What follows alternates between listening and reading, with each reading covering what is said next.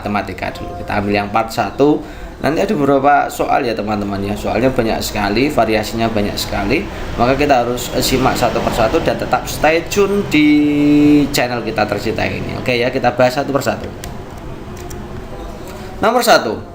Daerah yang diarsir pada grafik di samping adalah daerah penyelesaian suatu sistem pertidaksamaan linear. Nilai maksimum P sama dengan 2X tambah 4Y sama dengan titik-titik. Ini yang diarsir itu merupakan daerah penyelesaian. Maka bagaimana cara menentukan P sama dengan 2X tambah 4Y nilai maksimumnya? Maka kita harus cari titik-titik ekstrimnya ya, sebagai yang akan kita uji nanti.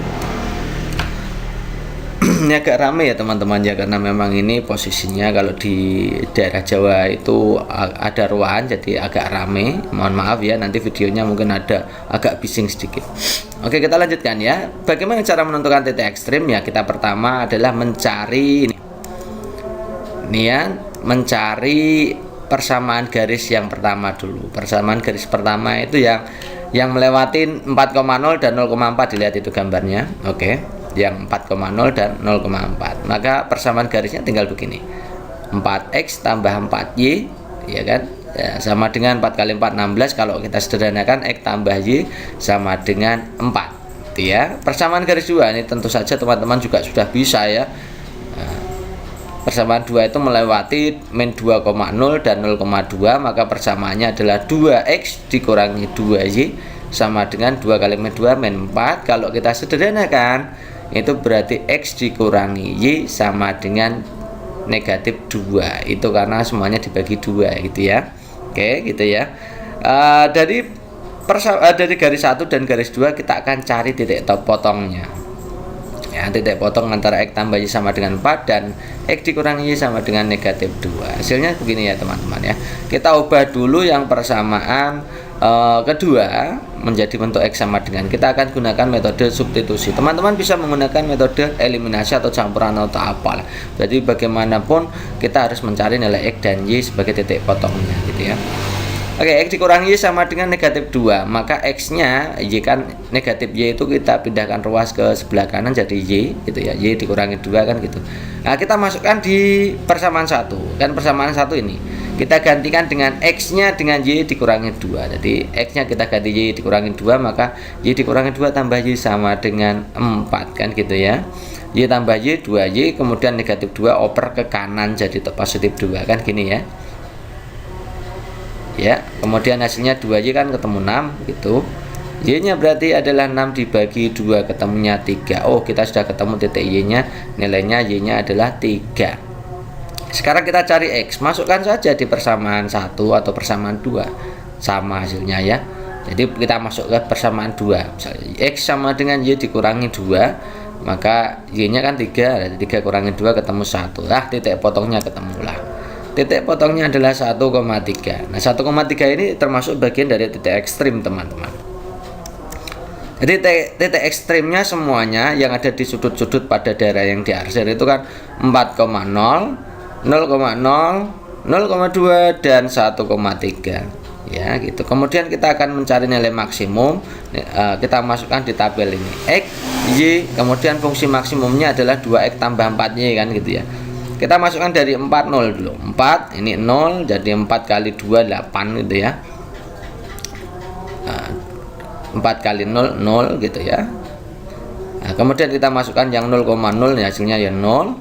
Kita masukkan 0 dan 2, Y, X-nya 0, Y-nya 2, maka ketemunya nanti hasilnya juga 8. Ketika kita masukkan 1, 3, ini juga titik ekstrim, maka hasilnya adalah 14. Inilah yang namanya nilai maksimum. Jadi nilai maksimumnya adalah 14 ketika X di 1 dan Y sama dengan Y3. Jadi jawabannya adalah 14. Gitu ya teman-teman ya, jelas ya. Next berikutnya, model pembelajaran yang dikembangkan dengan penataan kondisi secara ketat, reinforcement, hukuman, ini semuanya merupakan unsur-unsur yang sangat penting. Teori ini hingga saat ini masih mendominasi praktek pembelajaran di Indonesia. Implikasi dari teori behavioristik adalah titik-titik, apakah trial and error, shaping, stimulus respon, konseptualisasi atau conditioning. Ya, kita akan bahas ya satu persatu ya. Nih, kalau shaping itu menurut Skinner ya. Nah, kalau menurut Skinner itu istilah shaping digunakan untuk teori belajar behaviorisme, menunjukkan pengajaran keterampilan-keterampilan baru atau perilaku baru dengan memberikan penguatan. Penguatan itu reinforcement ya. Kepada siswa untuk menguasai keterampilan perilaku tersebut dengan baik. Nah, prinsip Skinner ini ya termasuk yang di soal itu ya, ada reinforcement, ada punishment, ada shaping, ada instinction ya, ada antecedent dan perubahan perilaku. Kalau trial error itu proses belajar peserta didik melakukan sesuatu sampai pada mendapatkan respon yang tepat sesuai dengan yang diinginkan. Kemudian kalau conditioning itu menurut Pavlov mengungkapkan bahwa kita bisa menghasilkan suatu respon dengan mengkombinasikan dua stimulus baik alami maupun buatan. Yang terakhir adalah konseptualisasi. Ini menurut David Colt, ini siswa mulai belajar tentang membuat abstraksi atau teori, membuat aturan dan lain-lain gitu ya. Jadi mana pembelajaran yang termasuk implikasi dari teori behaviorisme ya. Jawaban yang paling tepat adalah shaping. Karena di shaping itu ada tadi ya, ada reinforcement, ada hukuman dan lain-lain gitu ya. Next berikutnya. Perhatikan gambar berikut, itu gambarnya di sebelah kanan itu ya, saya sudah screenshot. Kemudian jika luas daerah yang diarsir itu 25 cm, maka luas daerah yang tidak diarsir berapa? Berarti yang warnanya putih ya, yang tidak diarsir ya. Oke teman-teman, bagaimana cara mengerjakan seperti ini? Coba kita buat ilustrasinya. Yang itu kan segitiga ya, segitiga agak miring gitu ya. Itu kan nilainya luasannya kan sama dengan ini ya kan? Sama kan ya? Ya. Karena sama-sama tingginya, ya miring bagaimanapun tingginya tetap sama. Oke, kita akan sekarang kita akan bagi-bagi ya. Ini kita buang kan tadi sama ya. Kita buat seperti ini ya. Nah, jadi ini ada berapa bagian yang warnanya putih kan bentuknya sama semua, ini kan kongruen. Jadi yang putih itu ada segitiga, kita buat segitiganya ada berapa itu? 1 2 3 4 5. Jadi ada 5 segitiga putih ya. Itu nanti luasannya begitu. Nah, yang diketahui yang diarsir itu kan 25 ya, yang diarsir 25. Itu ada yang luas yang tidak diarsir berarti 5 kalinya karena di situ ada putihnya ada 5 ya. Nilainya sama dengan yang diarsir.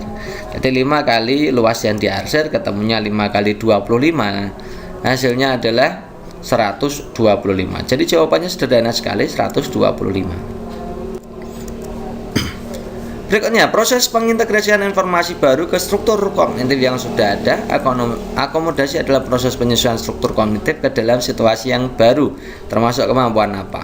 Akomodasi, konservasi, klasifikasi, diferensiasi, atau asimilasi. Teman-teman, jika teman-teman perhatikan ya,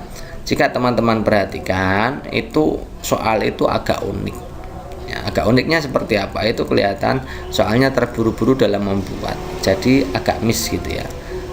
Ini menurut teorinya Jean Piaget ya, Jean Piaget nih ya, ada 3 hal. Yang pertama adalah proses asimilasi, di mana asimilasi itu penyatuan informasi baru ke struktur kognitif yang telah dimiliki. Itu asimilasi ya. Yang itu berarti itu kan juga ada di soalnya juga ada seperti itu kan. Kemudian kalau akomodasi itu proses penyesuaian struktur kognitif ke dalam situasi baru. Ini yang akomodasi gitu ya. Yang terakhir adalah ekuilibrasi. Itu penyesuaian berkesinambungan antara asimilasi dan akomodasi. Jadi soal itu agak aneh ya. Karena akomodasi adalah proses penyesuaian struktur kognitif ke dalam situasi yang baru, termasuk kemampuan. Ya akomodasi itu sendiri kan gitu ya. Next berikutnya. Median dari data sesuai gambar di atas adalah ya, ini gambarnya kita buat dulu median. Kita akan cari median. Nah, mencari median seperti ini teman-teman. Nah, jumlah datanya ada berapa dulu kita hitung ya.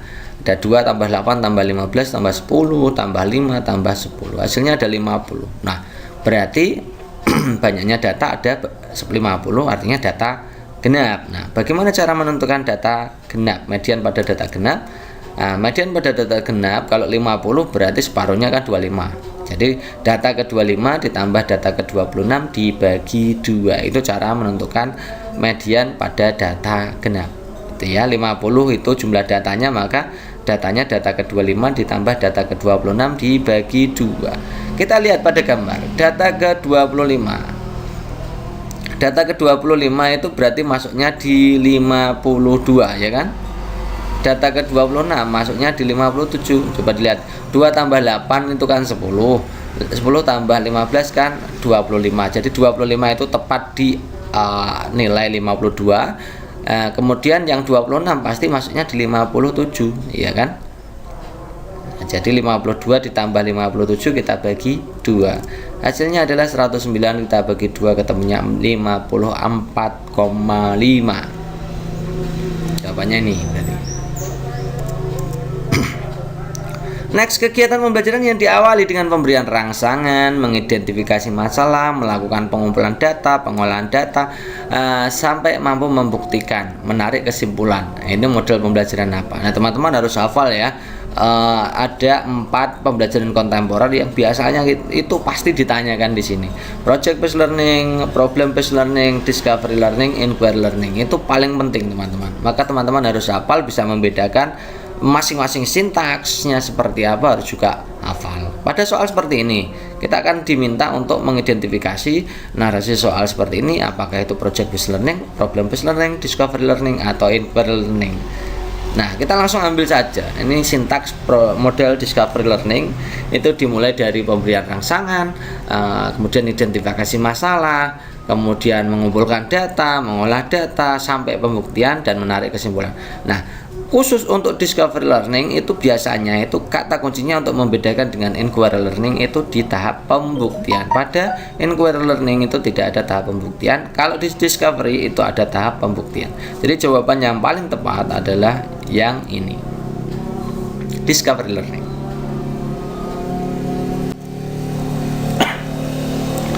Berikutnya hasil dari negatif 6x tambah 3 dikuadratkan. Nah, ini ya teman-teman pasti tidak kesulitan ya. Ini artinya kan seperti ini. Negatif 6x tambah 3, negatif 6x tambah 3, masing-masing dikalikan, didistribusikan gitu ya. Negatif 6x kali negatif 6x 36x, negatif 6x kali 3 negatif 18, 3 kali negatif 6x, nah seterusnya ya. Jadi ini 36x kuadrat negatif 8 dikurangi 18x dikurangi lagi 18x berarti dikurangi 36x. Nah, kendaraannya ramai sekali nih teman-teman ya. Jadi 36x kuadrat dikurangi 36x tambah 9. Jawabannya yang benar adalah opsi A. Berikutnya, persamaan bayangan garis Y sama dengan 5x dikurangi 7 oleh translasi negatif 3 dan 1. Ini yang mana? Bagaimana cara menentukan persamaan garis baru setelah rotasi, translasi dan lain-lain ya? Kali ini yang kita pelajari adalah translasi atau digeser. Ini persamaannya kita tulis dulu di situ, karena yang atas itu untuk negatif 3 itu artinya digeser ke kiri ya, 3 satuan. Itu artinya kita ubah X-nya seperti ini teman-teman. Yang bawah itu miliknya Y, jadi Y-nya kita ganti dengan Y dikurangi 1. Yang atas X-nya kita ganti dengan X dikurangi min 3, dikurangi min 3 gitu ya. Itu ya.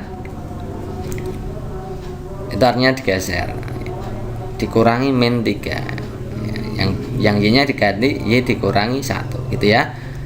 Ini kalau kita tulis sederhananya kan begini. Dikurangi negatif kan hasilnya jadi positif gitu ya. Kemudian didistribusikan. Jadi Y dikurangi 1 sama dengan 5x tambah 15 dikurangi 7. Paham ya? Paham ya? Oke. Guru matematika harus paham itu ya. Jadi 5x tambah 8 gitu ya. Pindahkan negatif satunya, dikurangi satunya, negatif satunya pindahkan ke ruas kanan jadi tambah 1 gitu ya. Jadinya 5x ditambah 9. Nah, ini jawaban yang tepat.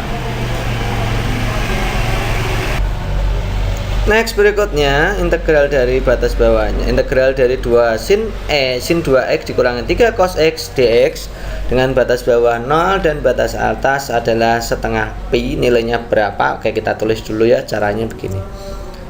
Begini ya. Kemudian kita akan ubah sin 2x, 2 sin 2x dx ini menjadi seperti ini.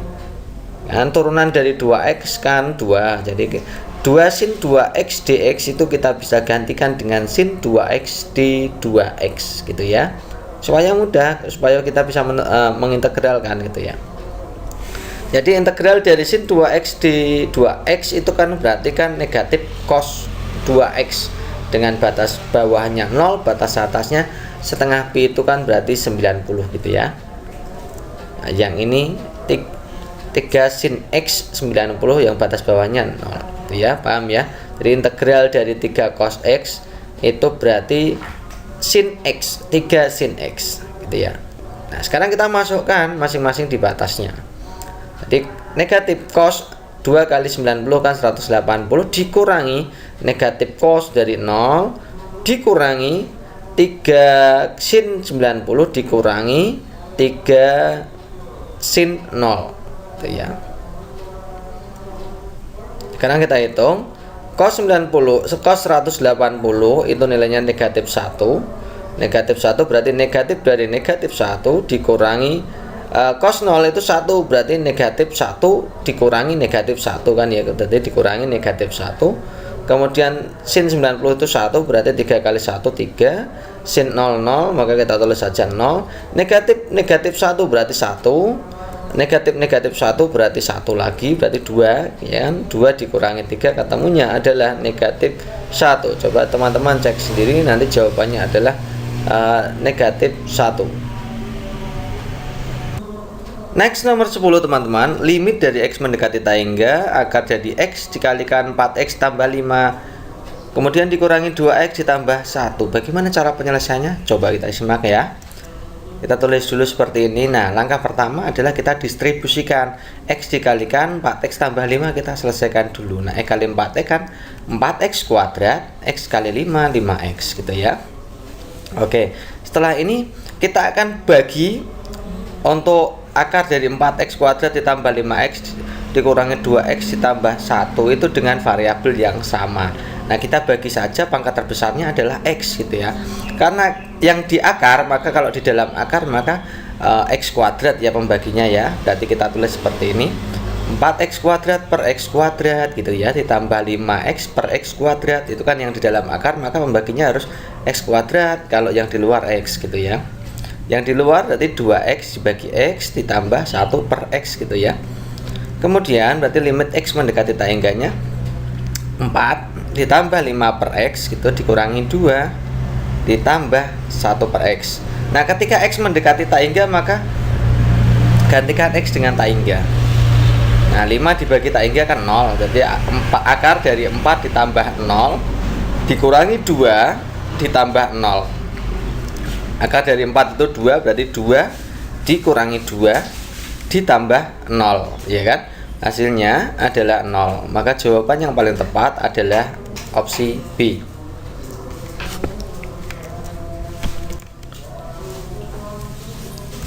Berikutnya, di antara argumen-argumen berikut yang tidak absah adalah, berarti kita akan cek satu persatu ya, bagaimana cara penyimpulan yang benar. Oke, kita lihat dari opsi A. Jika saya tidak pergi ke sekolah, maka saya membantu ibu. Berarti ini modelnya adalah P maka Q. Yang kedua, saya membantu ibu Q.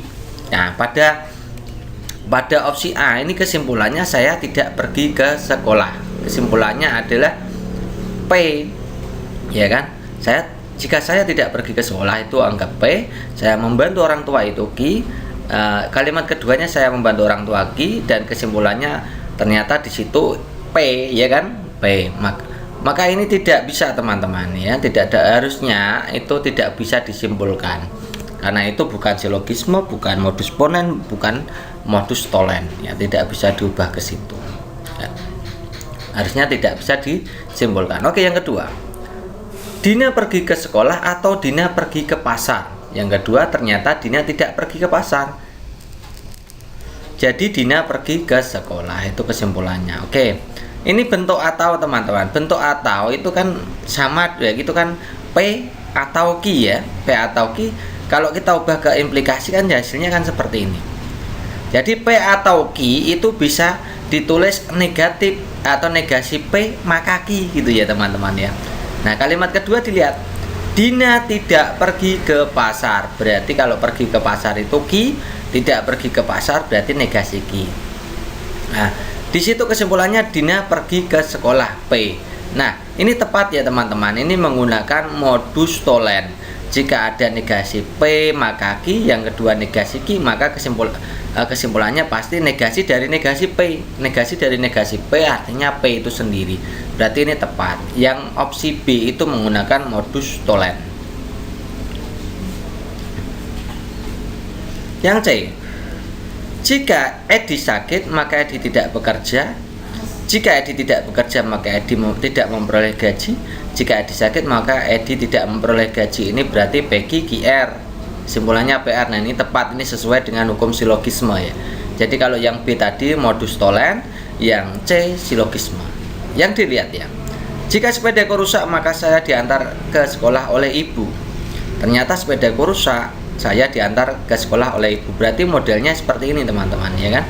P maka Q, P kesimpulannya Q. Nah, ini benar juga, ini menggunakan modus ponen. Jadi ini juga sah.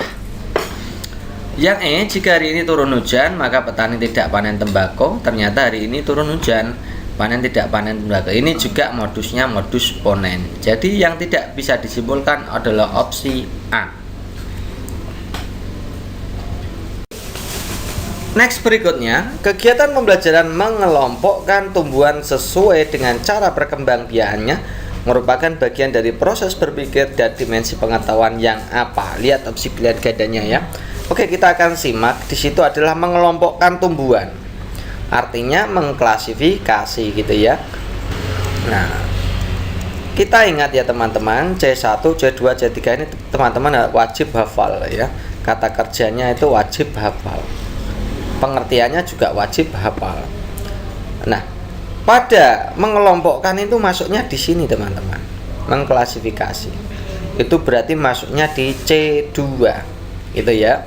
Kemudian untuk dimensinya dilihat ini ya, dimensi kognitif pengetahuan. Itu mengelompokkan itu masuknya di sini. Ya, klasifikasi, mencakup klasifikasi, kategori atau pengelompokan. Ini masuknya di konseptual ya, dimensi pengetahuan gitu ya. Teman-teman harus hafal ini juga, ini dimensi pengetahuan. Maka kesimpulan yang paling tepat kalau mengelompokkan tumbuhan berarti konseptual dan C2. C2 itu memahami gitu ya. Next berikutnya nomor 13, 5 ya.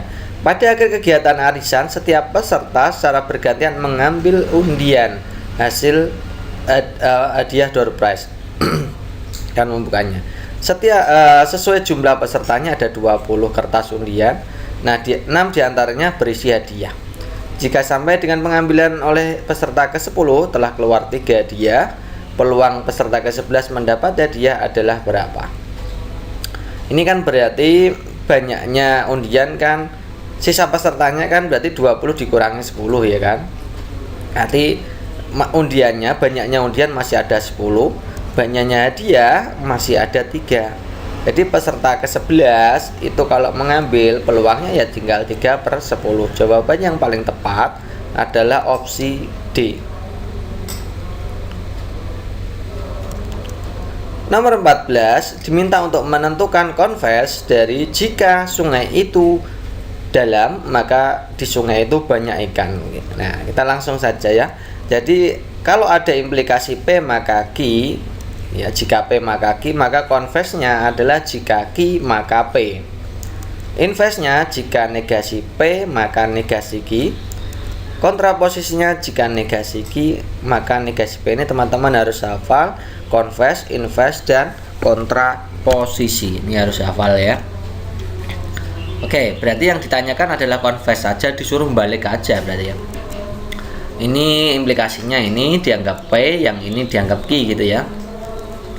Sungai itu dalam P, di sungai banyak ikan Q, diminta untuk menentukan konvers, berarti tinggal dibalik saja. Di sungai itu banyak ikan, maka sungai itu dalam. Jadi jawaban yang paling tepat adalah opsi A. Mudah ya. 15, perhatikan pernyataan di bawah ini.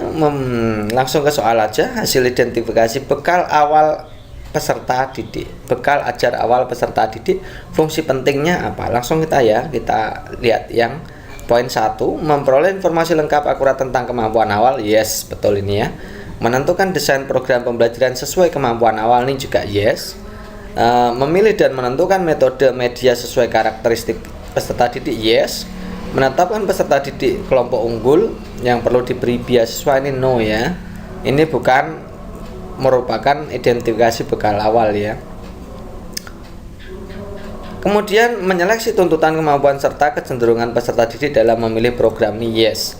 Jadi jawaban yang tepat adalah 1, 2, 3, 5. Nomor 16. Salah satu proses kognitif dalam pembelajaran adalah menganalisis. Maknanya apa? Langsung saja ya. Kalau melakukan atau menggunakan tata cara prosedur dalam situasi yang tidak seperti biasa. Gini aja ya. Ini teman-teman harus hafalin dulu sebelum kita bahas itu ya. Teman-teman harus paham ini. Kalau mengingat itu mengambil pengetahuan yang relevan, kalau memahami itu membangun arti. Ya, kalau menerapkan itu melakukan ke prosedur situasi yang tidak biasa. Menganalisis itu memecah materi ke bagian-bagiannya, menentukan bagian itu saling terhubung. Menilai itu membuat pertimbangan berdasarkan kriteria atau standar tertentu.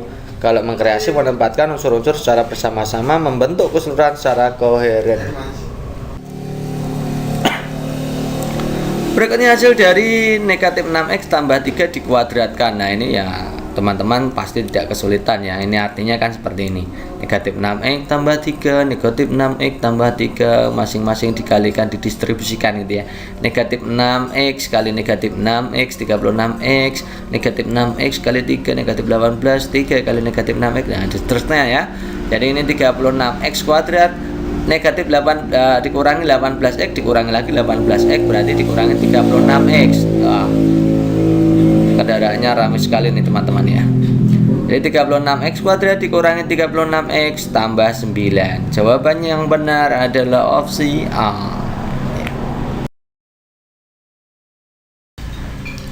Next nomor 17, perhatikan gambar di bawah ini. Nah, gambarnya dilihat ya. Apabila pola tersebut dilanjutkan, maka banyaknya lingkaran menyusun persegi panjang.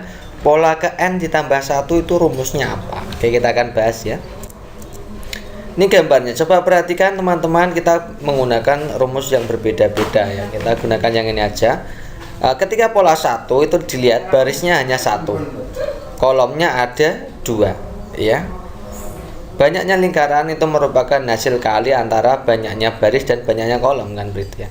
Baris 2 dilihat itu, baris 2 itu pola kedua barisnya ada 2, kolomnya ada 3. Ya, berarti hasil kali banyaknya lingkaran itu hasil kali antara banyaknya baris dan banyaknya kolom. Nah, berarti rumus suku ke N-nya itu kan bisa dituliskan banyaknya baris berarti kalau UN itu N ya, banyaknya kolom kan N tambah 1 kan gitu ya.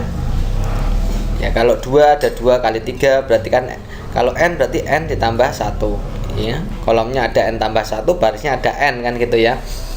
Yang diminta adalah UN ditambah 1, kita gantikan N dengan N tambah 1. Jadi N nya kita ganti N tambah 1, yang sebelah kanan yang N tambah 1 berarti ya N tambah 1 ditambah 1 lagi.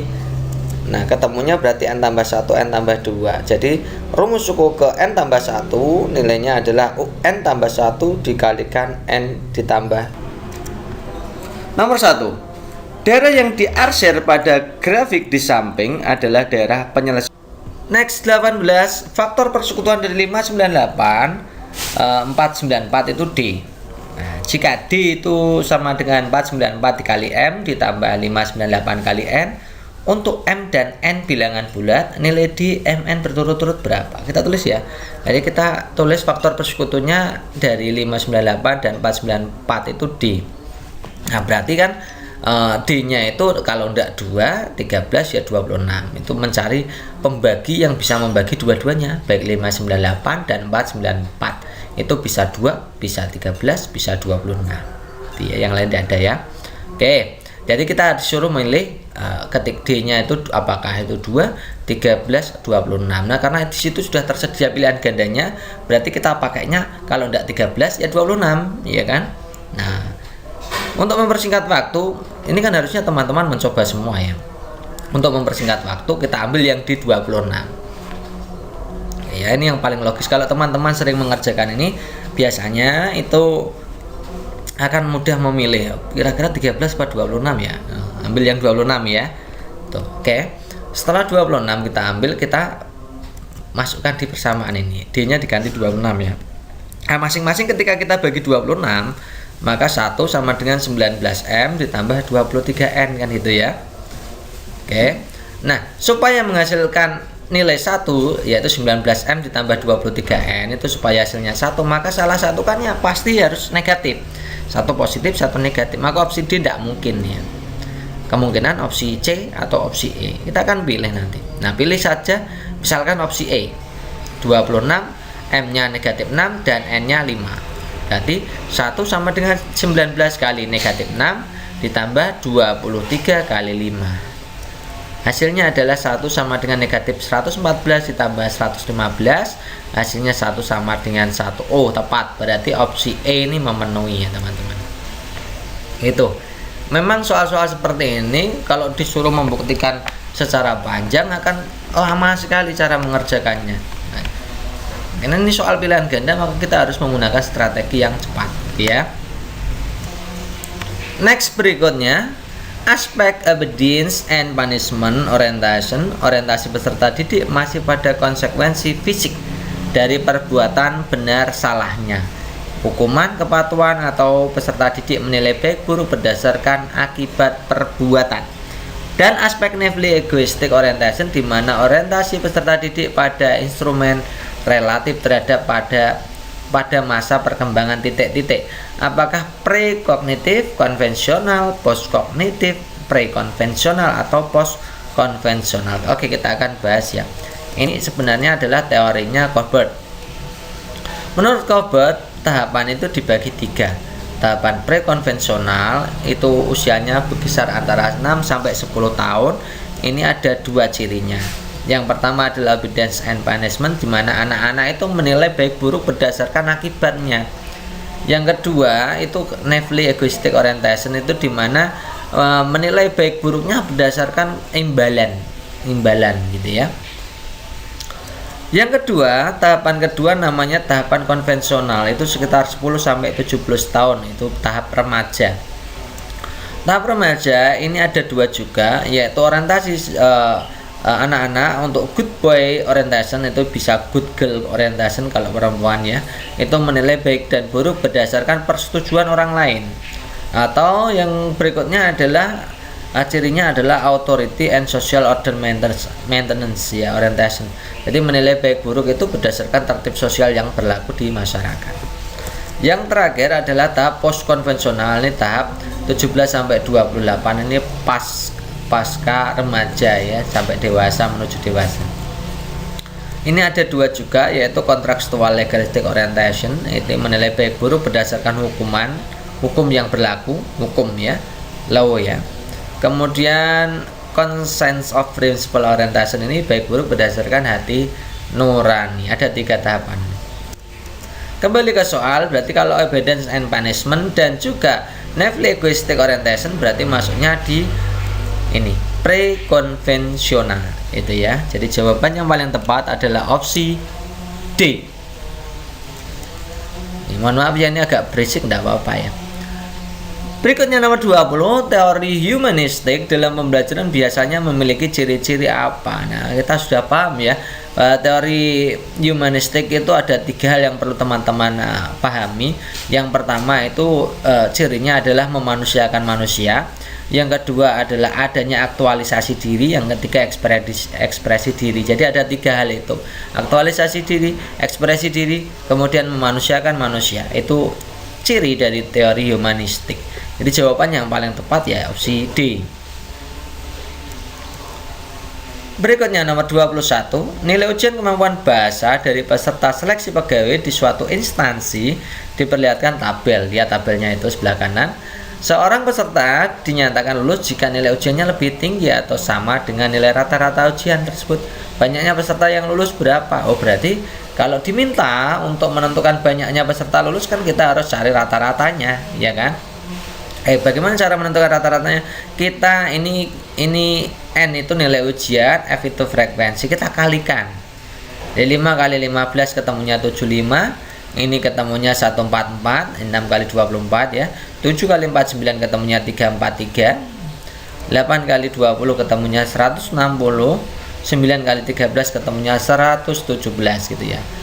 Nah, menentukan rata-rata kan mudah ya, tinggal 75 tambah 144 tambah 343 tambah 160 tambah 117 dibagi dengan jumlah frekuensinya. 15 tambah 24 tambah 49 tambah 20 tambah 13, hasilnya berapa? 839 kita bagi dengan 121. Ternyata hasilnya adalah 0,9 atau kurang dari 7. Nah, pertanyaannya yang lulus yang sama atau lebih, yang sama dan lebih dari nilai rata-rata. Berarti ini masuk semua. Nilai 7, 8, 9 ini dinyatakan lulus karena rata-ratanya hanya 6,9 kan gitu ya. Berarti banyaknya siswa yang banyaknya yang lolos berapa? Berarti yang mendapat nilai di atas 6,9 yaitu 49 siswa nilainya 7, 20 siswa nilainya 8, 13 siswa nilainya 9. Berarti 9 tambah 20 tambah 13 ketemunya 82. Jadi banyaknya peserta yang lulus bisa dipastikan nilainya adalah 82 orang. Berikutnya nomor 22, bayangan titik negatif 2,8 oleh rotasi 0 O hubungan pusat O ya, sebesar 135 derajat itu berapa? Oke. Kalau ada X, Y dirotasi terhadap pusat O dengan perputarannya A ya, rotasinya A, maka kita bisa mencari bayangannya dengan rumus ini teman-teman. X aksen itu bayangan ya, X aksen, Y aksen itu nilainya adalah cos A dikurangi sin A, sin A, cos A ya, X kalikan Y gitu. Nah, kita masukkan sudutnya.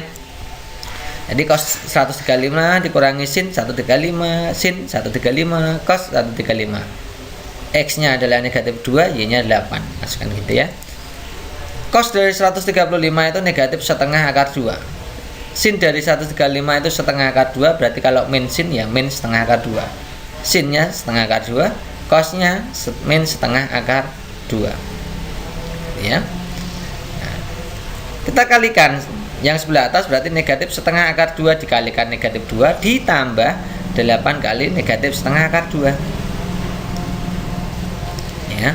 Kemudian yang bawah juga dikalikan bawah, setengah akar 2 kalikan negatif 2 ditambah negatif setengah akar 2 kali 8. Nah, hasilnya berapa? Negatif 2 kali negatif setengah kan 1 ya, jadi akar 2 dikurangi 8 kali negatif setengah kan 4 akar 2. Kemudian yang bawah itu negatif akar 2 ya kan, negatif 2 kali setengah kan negatif 1, dan negatif 1 kali akar 2 negatif akar 2. 8 kali negatif setengah kan negatif 4 tadi, negatif 4 akar 2. Negatif ini berarti akar 2 dikurangi 4 akar 2 kan berarti 3, negatif 3 akar 2. Yang bawah negatif akar 2 dikurangi 4 akar 2 berarti negatif 5 akar 2. Jadi jawabannya adalah negatif 3 akar 2, koma negatif 5 akar 2. Dua-duanya negatif. Ini jawaban yang paling tepat adalah opsi D. Nomor 23, nilai maksimum dari fungsi objektif f(x, y) 20x tambah 30y. Syaratnya x tambah y kurang dari atau sama dengan 40, x tambah 3y kurang dari atau sama dengan 90 dengan x positif dan y positif gitu ya. Kita berarti buat gambar saja. Gambarnya kalau kita buat seperti ini ya teman-teman ya. Ini saya yakin teman-teman juga sudah paham. Jadi kita langsung saja, tidak usah diterangkan bagaimana menggambarnya seperti ini ya gitu. Ketika x-nya dibuat 0, y-nya 40, berarti 0,40. Ketika y-nya dibuat 0, berarti x-nya 40, berarti 40,0 tinggal digaris set ya. Kemudian yang satu juga ketika x-nya 0, y-nya 30, kan 90 dibagi 3 kan gitu ya. Kemudian ketika y-nya 0, x-nya 90 gitu ya. Berarti yang tidak diarsir itu daerah yang penyelesaiannya yang tidak diarsir teman-teman ya. Berarti setelah ini bagaimana menentukan nilai maksimum atau nilai minimum? Berarti kita harus cari titik ekstrimnya. Berarti kita harus cari titik potong yang ini dulu. X tambah Y sama dengan 40 dan X tambah 3Y sama dengan 90 ini titik potongnya berapa? Nah, karena ini sama-sama X maka tinggal dikurangkan. Saya pilih yang bawah dikurangi yang atas saja. Jadi 3Y dikurangi Y ketemunya 2Y, 90 dikurangi 40 ketemunya 50 gitu ya. Boleh, tidak apa-apa, biar cepet aja. Y nya berarti 50 dibagi 2 ketemunya 25. Berarti X nya berapa? X tambah Y kan 40. Y nya 25, berarti X tambah 25 40, X nya berarti otomatis 15 gitu ya. Berarti X, Y nya titik potongnya adalah 15,12 15,25 gitu ya, maaf ya. Nah, kita berarti menentukan titik ekstrimnya. Titik ekstrimnya berarti 0,0, 40,0, dilihat gambarnya itu ya. 0,0, 40,0, kemudian 0,30 dan yang terakhir itu titik potongnya itu 15,25. Nah, kita masukkan di tabel seperti ini ya. X, Y yang diminta fungsi maksimumnya 20X tambah 30Y. Sama seperti tadi kita masukkan X dan Y pada titik ekstrimnya. Ketika X nya 0, Y nya 0, maka ya 20 kali 0 tambah 30 kali 0 kan 0. Ketika X nya 40, Y nya 0, itu titik ekstrim kedua 40,0, hasilnya 800. Ketika titik ekstrimnya 0,030 berarti nilainya 900. Ketika kita masukkan titik potong yang 15 dan 25 maka ketemunya adalah 1050. Jadi yang maksimumnya ya berarti 1050. 24. Ketika guru menekankan upaya agar peserta didik mencapai suatu pemahaman kesadaran tinggi akan terjadinya perubahan atau informasi budaya dalam lingkungan sosialnya, maka ini merupakan belajar apa? Berarti kita yang ada praktis emansipatoris tadi apa ya? Yang ini ya Bernas ya. Nah, Bernas itu ada belajar teknis, belajar praktis, belajar emansipatoris. Kalau teknis itu mempelajari ilmu-ilmu alam. Sponsor lewat dulu ya teman-teman ya. Ruame sekali ini soalnya pagi ya. Kemudian kalau belajar praktis itu belajar ilmu sosial. Kalau belajar emansipatoris itu menekankan agar seseorang mencapai suatu pemahaman kesadaran tinggi yang terjadinya perubahan atau informasi budaya. Jadi jawabannya yang nomor 24 itu otomatis jawaban yang tepat adalah yang opsi C. 25. Suatu perusahaan memproduksi X unit barang dengan biaya 5X kuadrat dikurangi 10X tambah 30 dalam ribuan rupiah untuk tiap unit. Jika barang tersebut terjual habis harganya 50.000 per unit, maka keuntungan maksimum, jadi kita gunakan nanti fungsi maksimum ya. Nah, kita tulis dulu keuntungan ya. Keuntungan itu kan harga jual dikurangi dengan pembiayaan kan ya. Harga jual itu kan berarti harga per unit dikalikan banyaknya unit ya, banyaknya unit X misalkan ya. Berarti harga jualnya kan 50.000. Nah, 50.000 karena ini dalam ribuan kita tulis ribuannya dihilangkan, jadi 50X dikurangi biayanya juga 5X kuadrat dikurangi 10X tambah 30 itu biayanya unitnya X ya. Jadi begitu ya. Hasilnya berapa? Jadi 50X dikurangi 5X pangkat 3 ya, dikurangi 10X kuadrat ditambah 30X. Kalau kita itu sederhanakan berarti negatif 5X pangkat 3 ditambah 10X kuadrat ditambah 20X gitu ya. Nah, dari Z ini supaya kita mengetahui keuntungan maksimum, maka kita caranya adalah menentukan titik singgungnya, titik gradiennya ya. Gradiennya kan sama dengan itu 0 itu ya. Yang paling maksimum kan berarti gradiennya 0. Nanti kita tentukan gradiennya 0. Caranya bagaimana? Kita turunkan. Jadi turunan 1 itu merupakan gradien ya. Jadi titik ekstrimnya jika Z aksen, turunan dari Z itu kan sama dengan 0 gitu ya. Jadi Z aksen kita turunkan 3 kali negatif 5 kan berarti negatif 15X kuadrat ditambah 2 kali 10 20X ditambah 20 kan ya. Berarti turunannya Z kan ini. Ya.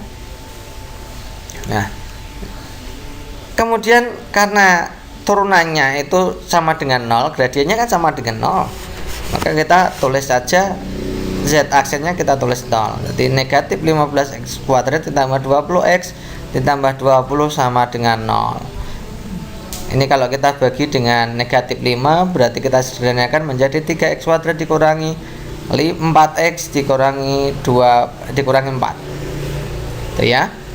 Nah, kita cari apa itu namanya nilai x-nya yang memenuhi ya.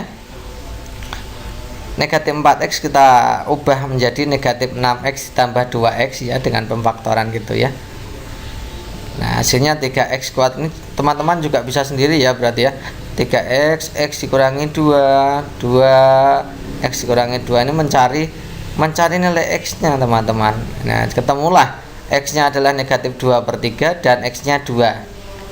Teman-teman bisa menggunakan cara macam-macam, terserah ya, suka-suka teman-teman. Yang penting kita cari nilai x-nya yang memenuhi. Ternyata x-nya memenuhi adalah x sama dengan negatif 2/3 dan x sama dengan 2. Kita ambil yang x sama dengan 2 saja lah, yang mudah. Nanti teman-teman juga bisa cek x sama dengan negatif 2/3 memenuhi atau tidak gitu ya. Kita masukkan, karena kita mencari keuntungan maksimum, kita masukkan di Z. Nah, kita masukkan di Z seperti ini.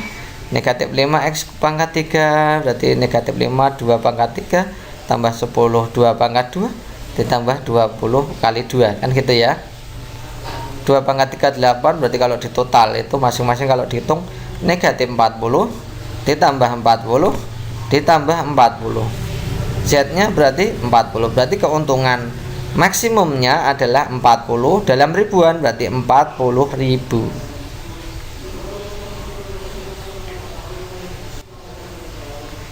Berikutnya nomor 26. Ingkaran dari P maka negasi Q atau negasi R adalah titik-titik. Ya, kita lihat ya. Jadi kalau ada P maka Q, ini teorinya begini. Ingkaran dari implikasi jika P maka Q itu adalah P dan negasi Q. Q-nya jadi negasi, makanya jadi dan. Itu cara menentukan ingkaran. Tulis ini berarti yang diminta adalah ingkaran dari P maka dalam kurung negasi Q atau negasi R. Berarti P ditulis P, makanya diubah menjadi dan, yang belakang dinegasikan kan seperti ini kan berarti ya. Ya coba teman-teman pahami dulu benar apa tidak. Oke, nah berarti kita kalikan satu-satu ya. P dan negasi dari negasi Q kan berarti kan Q. Negasi dari atau berarti kan dan. Negasi dari negasi R berarti kan R, berarti kan P dan Q dan R. Jawaban yang paling tepat adalah opsi B.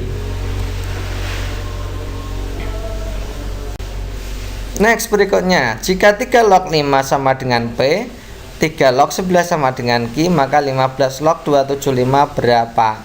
Kita tulis saja ya, ini P, ini Q itu ya. Kemudian 15 log 275 berapa?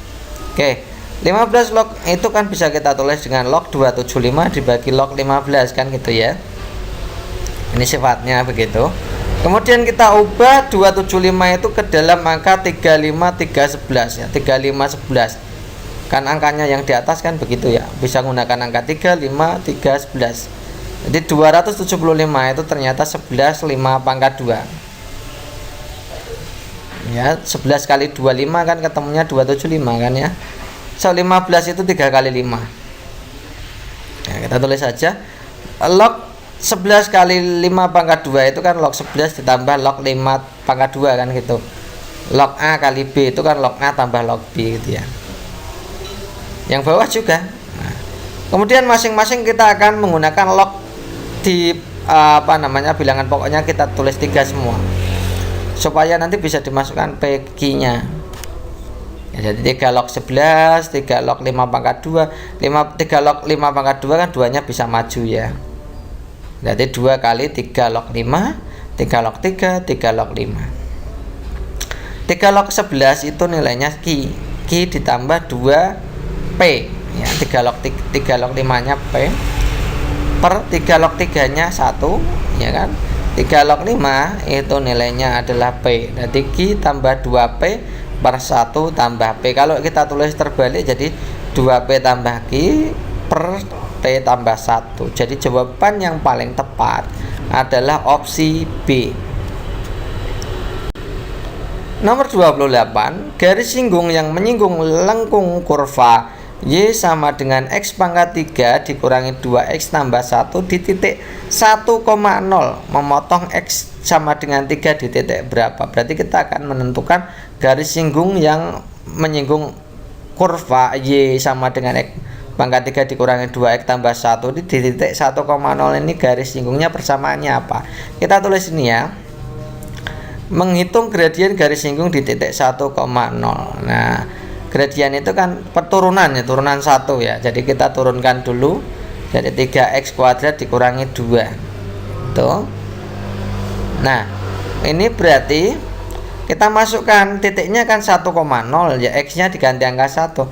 Jadi 3 kali 1 kuadrat dikurangi 2. 3 kali 1 kuadrat 3 kurangi 2 1. Oh, berarti gradiennya 1. Nah, gradien garisnya 1, berarti persamaan garisnya kan Y dikurangi Y1 sama dengan M dalam kurung X dikurangi X1. Masukkan X-nya 1, Y-nya 0. Nah, berarti kan begini. Y dikurangi Y1-nya 0, M-nya sudah dihitung tadi 1, X dikurangi X1-nya 1 gitu ya. Tadi Y sama dengan X dikurangi 1. Ketemulah persamaan garis singgung yang menyinggung kurva Y sama dengan X pangkat 3 dikurangi 2X ditambah 1 di titik 1,0. Nah, sekarang kita masuk ke pertanyaannya. Memotong X sama dengan 3 di apa? Ya, berarti kita cari titik potong X sama dengan 3 dan Y sama dengan X dikurangi 1. Kita masukkan saja langsung ya. Y-nya X-nya sama dengan 3, berarti Y sama dengan 3 dikurangi 1, ketemunya 2 gitu ya. Berarti titik potongnya adalah 3,2.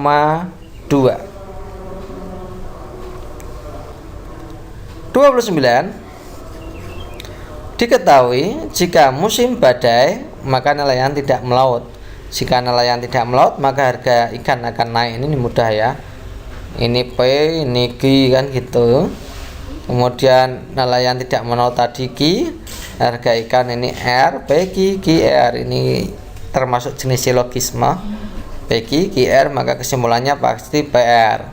Jadi jika musim badai maka harga ikan akan naik. Jawaban yang tepat adalah opsi A. Berikutnya, pada kubus KLMN OPQR nilai tan dari sudut KM dan bidang KPR berapa? Gambarnya gini ya teman-teman ya. KM ini, kemudian bidang KPR kita buat dulu KPR ini. Ini bidangnya berbentuk segitiga seperti ini. Bagaimana cara menentukan sudut antara itu dan bidang? Kita cari KM ini masuk ke dalam bidang yang tegak lurus terhadap bidang KPR itu yang mana? Ini teman-teman dilihat ini. KM itu kan anggotanya KMQO ya, masuk di bidang KMQO itu memotong di apa itu bidang KPR kan di garis itu kan pastinya ya. Nah, berarti sudutnya yang itu antara sudut yang strip merah, strip hijau dan merah itu sudutnya itu. Lalu bagaimana kita menentukan tangannya? Kita buat garis bantu seperti ini kan bisa lewat tengah-tengah gitu ya. Nah, kan muncul segitiga itu ya. Segitiga itu.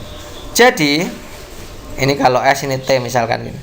Sudut antara KM dan KPR itu kan sama dengan sudut antara KT dan KS, betul ya? Misalkan saja itu adalah alfa. Oke. Tan alfa itu kan berarti tan itu kan sisi depan bagi sisi samping. Jadi ST dibagi KT ya.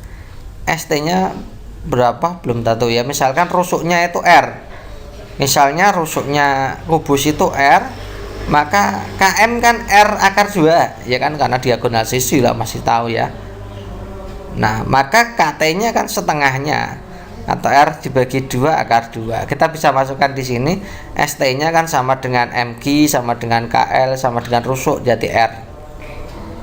Nanti R per 2 akar 2. R nya bisa dicoret sama-sama R.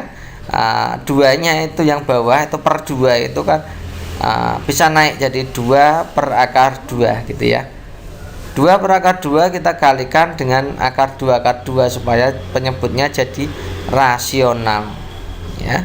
Jadi 2 per 2 akar 2, hasilnya adalah akar 2. Opsi jawaban yang paling tepat adalah yang ini, D.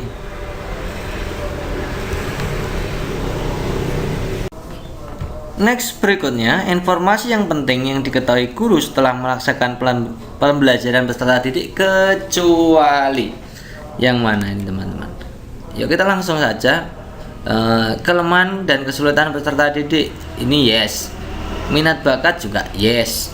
Kemampuan awal peserta didik, kemampuan awal ya berarti sebelum pembelajaran, kalau setelah itu berarti ini bukan. Prestasi belajar ya oke. Tingkat kecerdasan atau intelijensi ini juga ya oke. Jadi jawaban yang paling tepat adalah opsi C. 32. Untuk menilai peserta didik dalam memahami paragraf, guru meminta peserta didik menuliskan kembali dengan menggunakan kalimatnya sendiri. Teknik penilaian apa yang sebaiknya dilakukan oleh guru? Lisan, tertulis, penilaian praktik, penilaian produk, atau observasi. Dilihat itu teman-teman. Guru meminta menuliskan kembali, berarti tesnya adalah jenis tes tertulis gitu ya. Kalau praktek itu mempraktekkan, kalau produk itu membuat produk, kalau lisan itu mengatakan secara lisan ya, tes secara lisan.